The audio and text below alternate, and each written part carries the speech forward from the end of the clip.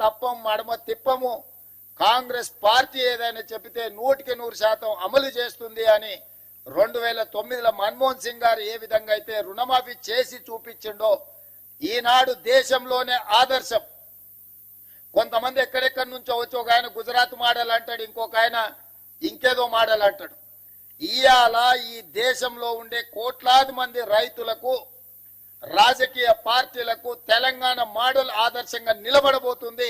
తెలంగాణ రాష్ట్రం మాట ఇచ్చి రైతులకు 2 లక్షల రూపాయల రుణమాఫీ ఏకకాలంలో అధికారంలోకి వచ్చిన మొదటి 8 నెలల లోపలనే శ్రీమతి సోనియా గాంధీ గారు, శ్రీ రాహుల్ గాంధీ గారు ఇచ్చిన మాట నిలబెట్టుకొని ఈ రోజు దేశంలోనే ఆదర్శమైన ప్రభుత్వంగా తెలంగాణ మోడల్ గా ఈ రోజు మనము నిలబడ్డము.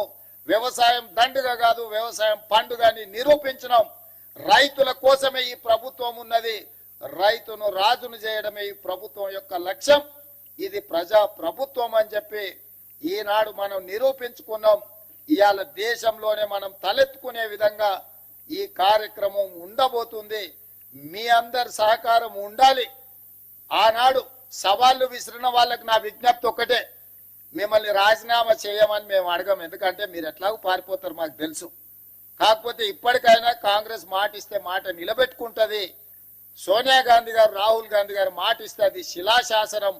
ఆ మాట తప్పరు. రాజకీయ ప్రయోజనాల కోసం గాంధీ కుటుంబం మాట ఇవ్వదన్న సంగతిని మీరు గుర్తు పెట్టుకోవాలి. మీలాంటి మాటలు గాంధీ కుటుంబం ఇవ్వదు. ఈ రోజు మనమందరం శ్రీ